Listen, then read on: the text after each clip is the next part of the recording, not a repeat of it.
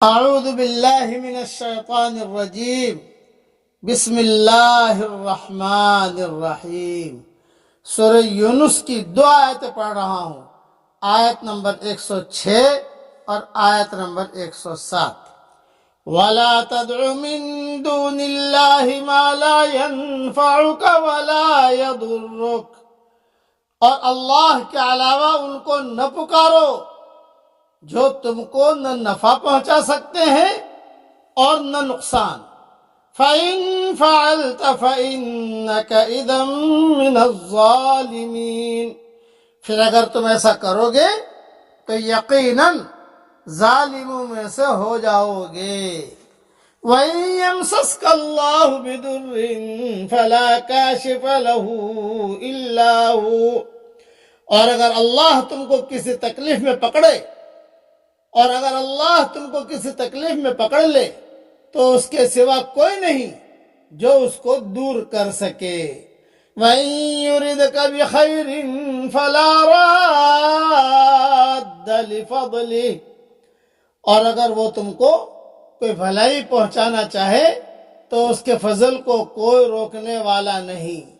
يُصِيبُ بِهِ مَن يَشَاءُ مِنْ عِبَادِهِ، وہ اپنا فضل اپنے بندوں میں سے جس کو چاہتا ہے دیتا ہے۔ وَهُوَ الْغَفُورُ الرَّحِيمُ، اور وہ بخشنے والا مہربان ہے۔ اس کی تشریح بہت لمبی ہے، میں مختصر طور پر سمجھا دیتا ہوں کہ اللہ تعالیٰ کیا کہنا چاہتے ہیں۔ موت اس بات کا اعلان ہے کہ آدمی اس دنیا میں کامل طور پر بے اختیار ہے۔ موت ان تمام چیزوں کو باطل ثابت کر دیتی ہے جن کے سہارے آدمی انکار اور سرکشی کا طریقہ اختیار کرتا ہے۔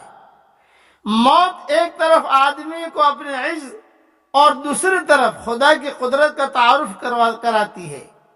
وہ بتاتی ہے کہ اس دنیا میں کوئی نہیں جس کو نفع دینے یا نقصان پہنچانے کا اختیار حاصل ہو۔ اسی طرح موت آدمی کو ہر دوسری چیز سے کاٹ کر خدا کی طرف لے جاتی ہے۔ وہ مکمل طور پر انسان کو خدا کا پرستار بناتی ہے۔ اگر آدمی کے اندر سبق لینے کا ذہن ہو تو صرف موت کا واقعہ اس کی اصلاح کے لیے کافی ہے۔ ہر انسان پر ایک وقت آتا ہے جب کہ وہ بے بسی کے ساتھ اپنے آپ کو موت کے حوالے کر دیتا ہے۔ اسی طرح کسی انسان کے بس میں نہیں کہ وہ فائدہ اور نقصان کے معاملے میں وہی ہونے دے جو وہ چاہتا ہے۔ وہ مطلوب فائدہ کو ہر حال میں پالے اور غیر مطلوب نقصان سے ہر حال میں محفوظ رہے۔ یہ صورتحال بتاتی ہے کہ انسان ایک بے اختیار مخلوق ہے۔ وہ ایک ایسی دنیا میں ہے جہاں کوئی اور بھی ہے جو اس پر حکمرانی کر رہا ہے، اور وہ کون ہے؟ وہ اللہ کی ذات ہے۔ اس لیے نفع اور نقصان صرف اللہ کے ہاتھ میں ہے، موت و حیات صرف اللہ کے ہاتھ میں ہے، عزت اور ذلت صرف اللہ کے ہاتھ میں ہے، شفا اور بیماری صرف اللہ کے ہاتھ میں ہے۔ کرنے والے اللہ ہیں اور اللہ ہی کرتے ہیں۔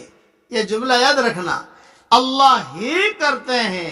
اس لیے اللہ تعالیٰ کی رسی کو آدمی مضبوطی سے تھام لے اور اللہ تعالیٰ کو راضی کر لے۔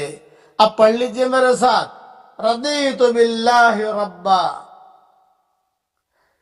وبالاسلام دینا وبمحمد صلی اللہ علیہ وسلم رسولا و نبیا۔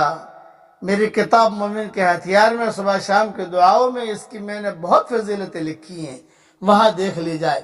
اللہ تعالی ہم سب سے راضی ہو جائے اور اللہ تعالی ہم سب کو خوش بھی کر دے۔ آمین۔ وآخر دعوانا ان الحمد للہ رب العالمین۔